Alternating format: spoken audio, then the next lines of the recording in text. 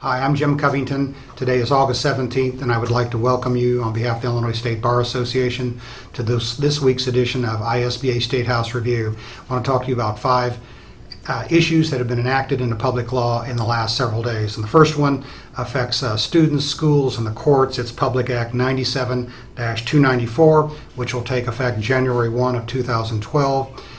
Essentially, students who are respondents under the Domestic Violence Act, the Civil No Contact Act, and the Stalking Act, it prohibits a court. It does a lot of things, but one of the things it does do is it prohibits a court from holding a school district or its employees in contempt unless the school district has intervened.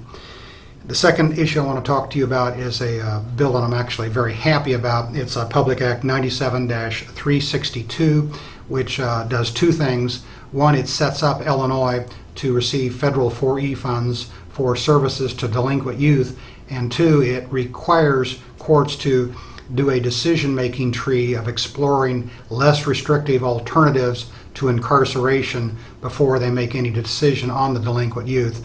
It is an initiative of the Juvenile Justice Initiative, which is run by Betsy Clark, and President Mark Haskis, last year's ISBA president, spent considerable time working on this issue. That's going to take effect January 1 of this year, and I'm very happy about that bill. The third issue entails a couple of bills involving FOIA, the Freedom of Information Act, and the Open Meeting Act.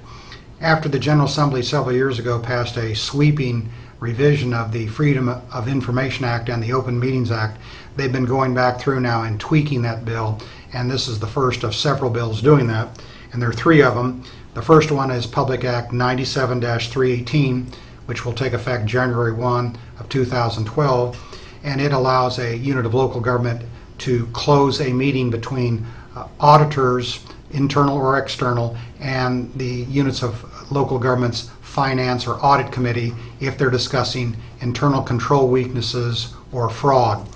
The next two bills amend the FOIA Act, and they make things non-disclosable under FOIA. The first is 97-385, which took effect on August 15, 2011, and it prohibits park districts from releasing personal information or the names and addresses about minors who participate in park district programs. The other one is prohibits the toll highway authority from releasing, quote, personally identifying information, close quote, that they are receiving from people paying fines and whatnot, and that is Public Act 97-342. Both of those last two FOIA bills are already in effect. The fourth issue I want to talk to you about is the ability now of law enforcement to ask arrestees or demand from arrestees who have been arrested for serious violent crimes to give a DNA sample if they've gone through a grand jury indictment or a Section 109-3 probable cause hearing.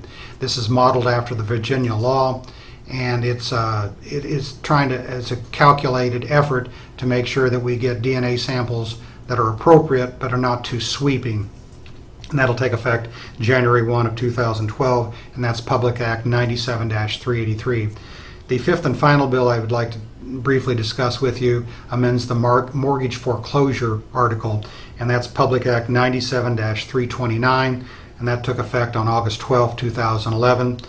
It requires a respondent to file a motion to dismiss or quash if they're objecting to the court's jurisdiction over the person within 60 days of the earlier of one of two things: a filed appearance of the respondent or the date he or she participated in a hearing, and participated is not defined in this act.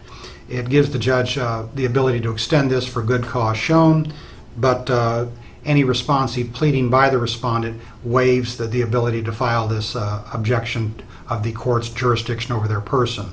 And I thank you for listening, and we will see you next week.